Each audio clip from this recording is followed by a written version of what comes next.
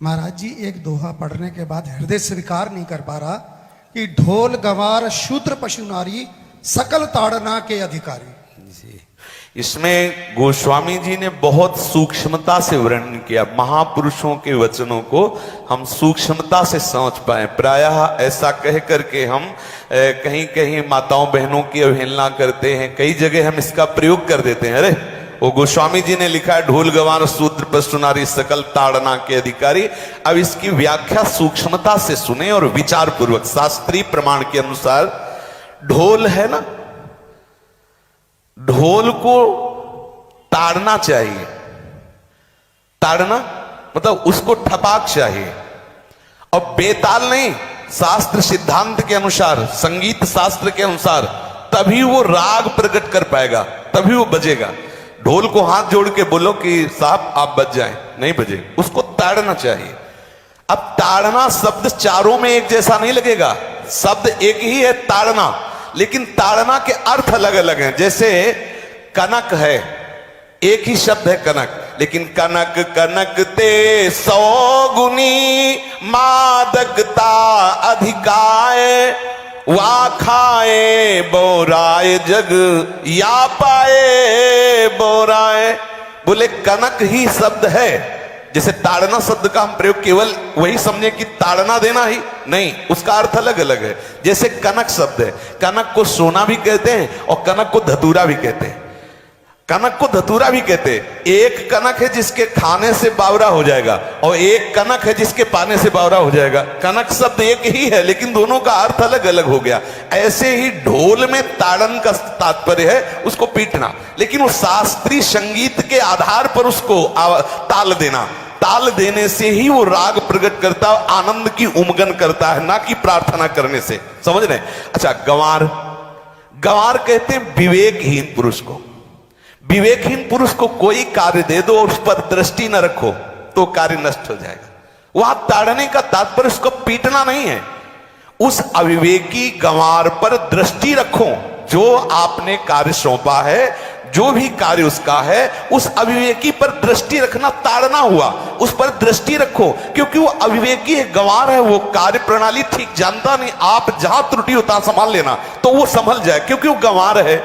और शूद्र, शूद्र का तात्पर्य होता है शूद्र। वैसे जो वर्ण व्यवस्था में शूद्र का प्रादुर्भाव सबसे श्रेष्ठ जगह से प्रादुर्भाव है।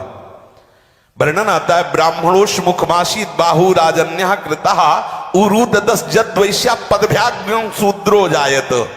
भगवान के श्री चरणों की ही वंदना होती है प्राय। आपने देखा सबके श्री चरणों की, और शूद्रों का प्रादुर्भाव श्री चरणों से हुआ है। कोई ऐसा न समझे कि शूद्र का मतलब निकृष्ट होता है। यहां शूद्र का तात्पर्य जब से किसी से कहते हैं कि शूद्रवत आचरण करता है, मतलब शास्त्र विरुद्ध, सदाचार के विरुद्ध आचरण करना शूद्रवत आचरण की तरफ संबोधन किया जाता है। यहां कहा गया कि शास्त्र की सम्मति, शास्त्र के शासन के अनुसार आचरण हो, सदाचार परायण हो। शास्त्र जिसके लिए जो विधान करता है, शास्त्र शासन स्वीकार करना, यहां शूद्र के ताड़न की बात कही गई। यहां शूद्र ताड़न का तात्पर्य डंडे से प्रहार करना नहीं, समझना। और जो चौथा कहा गया नारी, अगर स्त्री को हम ये कहें कि ताड़न से ही वो केवल काबू में रहती है, तो राष्ट्र में अपने प्रसिद्ध लक्ष्मीबाई जैसी कोई सामर्थ्यशाली वीरांगना, कोई वीरों सामने बड़े बड़े वीरों के दांत खट्टे कर दे, ऐसी बहादुर सिंघनी हुई, अंग्रेजों के दांत खट्टे कर दिए। अगर कोई समझे कि नारी केवल ताड़ने के लिए है तो उसकी मूर्खता है। पुरुष और नारी का समान प्रादुर्भाव हुआ है। भगवान ब्रह्मा के श्री अंग से दाहिनी तरफ से महाराज मनु और बाईं तरफ से उनकी पत्नी उनका प्रादुर्भाव हुआ शतरूपा। शतरूपा, अब आप बोलो एक ही शक्ति के दो भाग हो गए, एक पुरुष रूप धारण कर लिया, एक नारी रूप धारण कर लिया। अब यहां विचार जो है कि उस नारी के ऊपर ताड़न शब्द का क्या प्रयोग है। जैसे आप मार्ग में चले जा रहे हैं और आपने दृष्टि चूक कर दी और नारी आपकी स्त्री पीछे चल रही, तो कोई हमला कर सकता है, क्योंकि वो रत्न है। 14 रत्नों में एक रत्न स्त्री रत्न भी है। स्त्री को रत्न कहा गया है।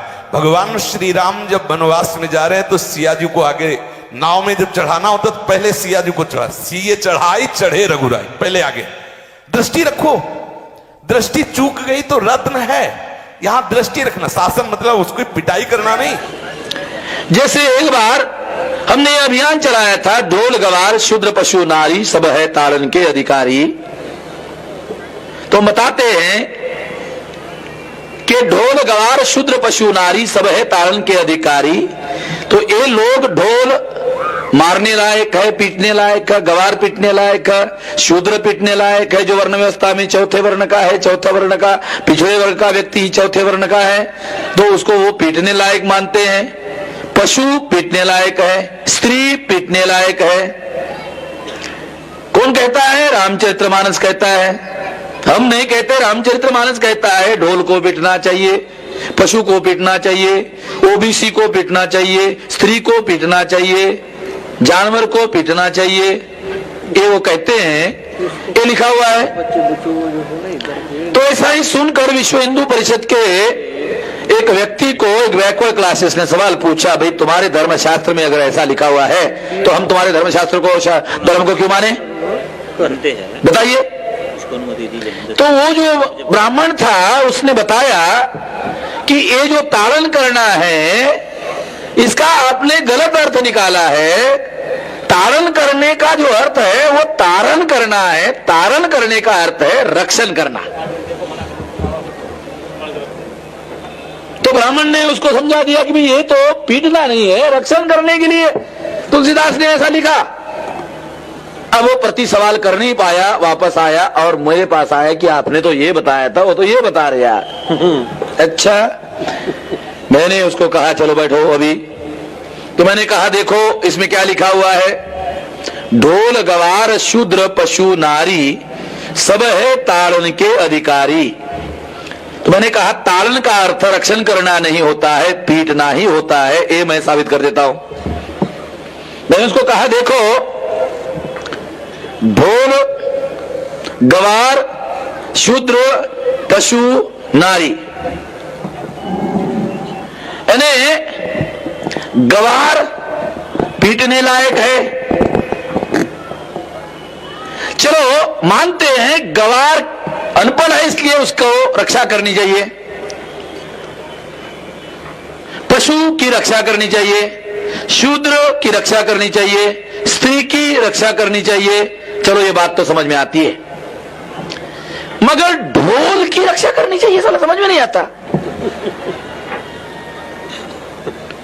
तुलसीदास ने ढोल इसलिए रखा कि लोग कई ताड़न का अर्थ रक्षण करना ना निकाले, इसलिए उसने ढोल रखा।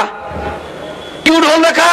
क्योंकि ढोल से अगर आवाज निकालनी है तो ढोल को पीटना ही पड़ता है, तभी ढोल से आवाज निकालती है। तो पीटने का ही अर्थ लिया जाना चाहिए, इसलिए ढोल उसने रखा।